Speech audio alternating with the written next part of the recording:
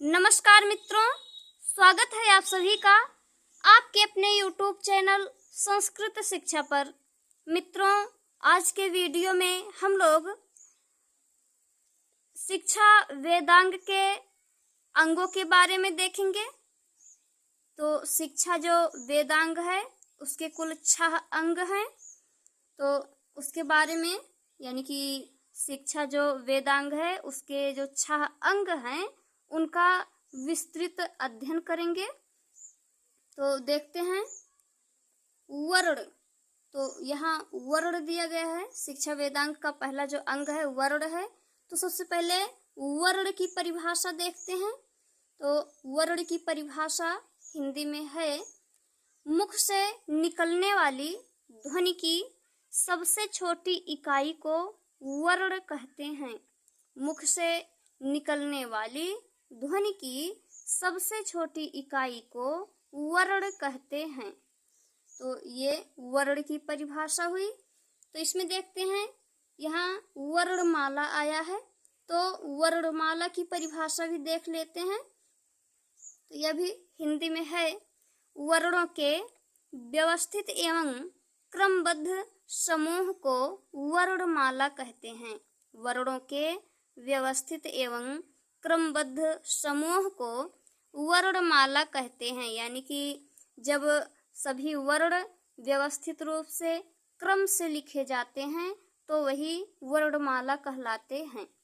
तो इसमें देखते हैं वर्ण, इसके अंतर्गत यानी कि जो शिक्षा वेदांग है इसके 6 अंग हैं।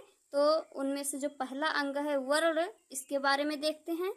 संस्कृत वर्णमाला में 63 वर्ण हैं। संस्कृत वर्णमाला में 63 वर्ण हैं। संवृत आ को विवृत आ से पृथक मानने पर 64 वर्ण होंगे। यानी कि इसमें जो संस्कृत वर्णमाला में 63 वर्ण हैं। तो यदि संवृत आ को यानी कि ह्रस्व आ जो है संवृत आ को विवृत आ से पृथक मानने पर 64 वर्ण होंगे। तो इसके लिए ये जो 63 और 64 वर्ण बताया गया है, इसके लिए एक पंक्ति है, त्रिषष्टिश्चतुः षष्टिर्वा वर्णाः शंभुमते मताः। इसे जब अलग अलग करके पढ़ेंगे तो हो जाएगा त्रिषष्टिः चतुः षष्टिः वा वर्णाः शंभुमते मताः। तो इसमें वही बताना चाह रहे हैं जो ऊपर यहाँ कहा गया है कि संस्कृत वर्णमाला में 63 वर्ण हैं और संवृत आ को विवृत आ से पृथक करने पर 64 वर्ण होंगे। तो आगे देखते हैं, वर्णमाला का शुद्ध ज्ञान प्राप्त करना अति आवश्यक है। यानी कि जो वर्णमाला है उसका शुद्ध ज्ञान होना बहुत ही आवश्यक है। यदि वर्णमाला का शुद्ध ज्ञान नहीं रहेगा तो कोई भी मनुष्य ना तो ठीक से अध्ययन कर सकता है, ना तो ठीक से कहीं पर कुछ भी हो तो वह ना तो किसी से अपना विचार रख सकता है अच्छे ढंग से, ना तो किसी की बात को ठीक से समझ सकता है। तो इसलिए जो है वर्णमाला का शुद्ध ज्ञान प्राप्त करना अति आवश्यक है। यदि वर्णमाला का शुद्ध ज्ञान नहीं रहेगा तो मनुष्य अध्ययन अध्यापन में उसके लिए बहुत कठिनाई होगी और वह जगह जगह अपमानित होगा। अतः वर्णमाला का ज्ञान अति आवश्यक है। तो ये रहा वर्ण, शिक्षा वेदांग का जो पहला अंग है। और दूसरा देखते हैं, दूसरा है स्वर। तो यहाँ स्वर आया है। स्वर की परिभाषा देखते हैं। तो हिंदी में इसकी परिभाषा है, ऐसे वर्ण जिनका उच्चारण करते समय अन्य वर्ण की सहायता न लेनी पड़े उन्हें स्वर कहते हैं। ऐसे वर्ण जिनका उच्चारण करते समय अन्य वर्ण की सहायता न लेनी पड़े उन्हें स्वर कहते हैं। या ऐसे वर्ण जिनको बोलते समय अन्य वर्ण की सहायता ना लेनी पड़े उसे स्वर कहते हैं। तो ये स्वर की परिभाषा हुई। तो इसमें देखते हैं संस्कृत वर्णमाला जो है, जो वैदिक वाङ्मय है, उसमें स्वर देखते हैं। उदात्त, अनुदात्त और स्वरित ये 3 स्वर हैं। वेदों में स्वर भेद से अर्थ भेद हो जाता है। तो वैदिक वाङ्मय जो है, वैदिक साहित्य जो है, उसमें उदात्त, अनुदात्त और स्वरित यही 3 स्वर हैं। और इसमें वेदों में स्वर भेद से अर्थ भेद हो जाता है, यानी कि स्वर में यदि भिन्नता होती है, स्वर में स्वर भेद होता है तो उससे अर्थ भेद भी हो जाता है। तो इसमें जो उदात्त, अनुदात्त और स्वरित ये तीनों हैं, इनके बारे में हम लोग पिछले वीडियो में पढ़ लिए हैं। तो आप यदि इसे नहीं देखे हैं, उदात्त, अनुदात्त और स्वरित को नहीं पढ़े हैं, तो पिछले वीडियो में देखिए, वहाँ पर जो है इसके बारे में बताया गया है। तो आगे देखते हैं मात्रा। शिक्षा जो वेदांग है, इसका जो तीसरा अंग है वह है मात्रा। तो इसे देखते हैं। मात्रा तो इसकी परिभाषा है स्वरों के उच्चारण में लगने वाले समय को मात्रा कहते हैं। यानी कि स्वरों का उच्चारण करते समय जब स्वरों का उच्चारण किया जाता है तो उसमें जो समय लगता है उसे ही मात्रा कहा जाता है। मात्रा की परिभाषा है स्वरों के उच्चारण में लगने वाले समय को मात्रा कहते हैं।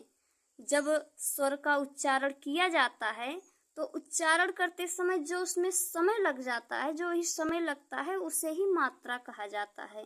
ये 3 हैं, यानी कि जो मात्रा है, मात्रा जो है उसकी इसमें ठीक है। तो मात्रा जो है 3 है।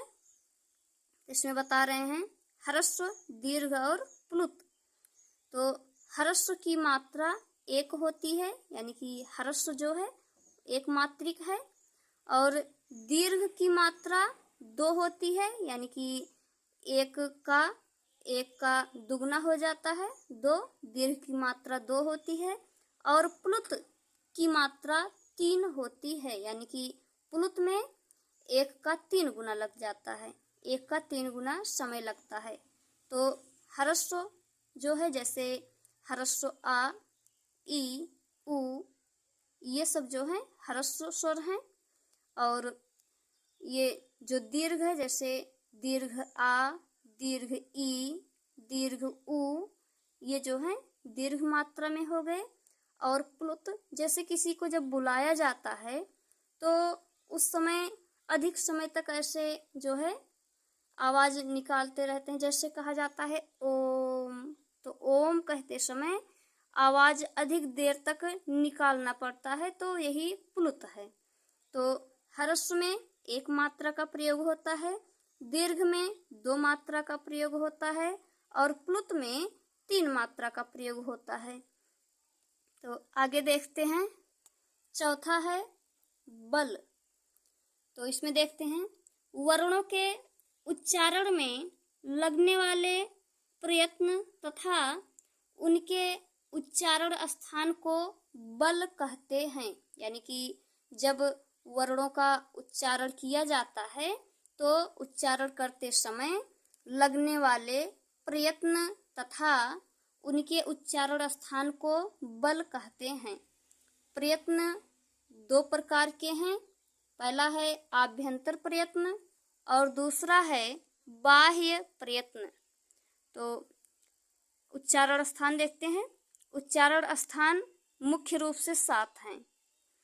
मुख्य रूप से उच्चारण स्थान 7 हैं, जिसमें है कंठ, तालु, मूर्धा, दंत, ओष्ठ, नासिका, जिह्वा मूल। उसके बाद और जो उच्चारण स्थान हैं वो मूल में नहीं आते, क्योंकि जैसे है कंठ तालु, कंठ ओष्ठ, दंतोष्ठ, ऐसे करके है।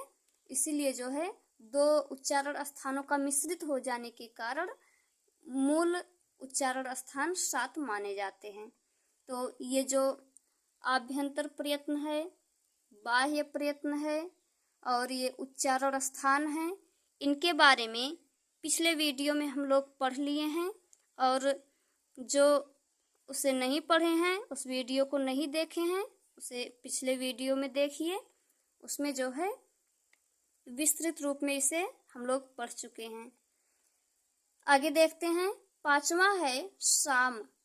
इसमें देखते हैं, समविधि से अर्थात स्पष्ट एवं सुस्वर वर्णोच्चारण, यानी कि साम का मतलब बताया जा रहा है। साम का अर्थ समविधि से अर्थात स्पष्ट एवं सुस्वर उच्चारण, यानी कि स्पष्ट एवं सुस्वर उच्चारण को ही साम कहते हैं। स्पष्ट एवं सुस्वर वर्णोच्चारण, स्पष्ट एवं सुस्वर वर्णोच्चारण जो किया जाता है वही साम कहलाता है।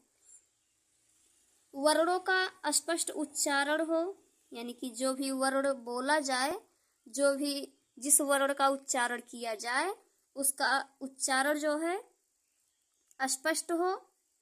किसी वर्ण को दबाकर ना बोलें, यानी कि किसी भी वर्ण को दबाकर ना बोलें, स्पष्ट से बोलें। बहुत शीघ्रता से ना बोलें। स्वर एवं अर्थ ज्ञान के सहित प्रत्येक वर्ण का स्पष्ट उच्चारण करें, यानी कि जहाँ पर स्वर वर्ण है, जहाँ पर जो भी अर्थ है, ज्ञान, इन सब का अर्थ सहित प्रत्येक वर्ण का स्पष्ट उच्चारण करें। तो ये हो गया साम।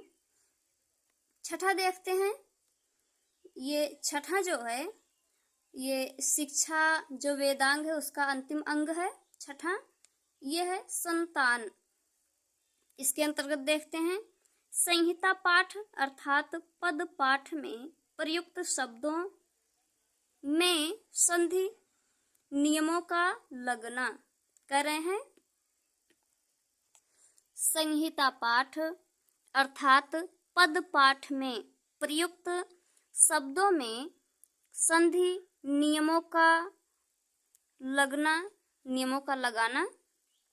फिर आगे है संधि नियमों का ज्ञान और उनका यथास्थान प्रयोग, यानी कि जो संधि के नियम हैं उन्हें उनका स्पष्ट ज्ञान और उनका यथास्थान प्रयोग होना चाहिए।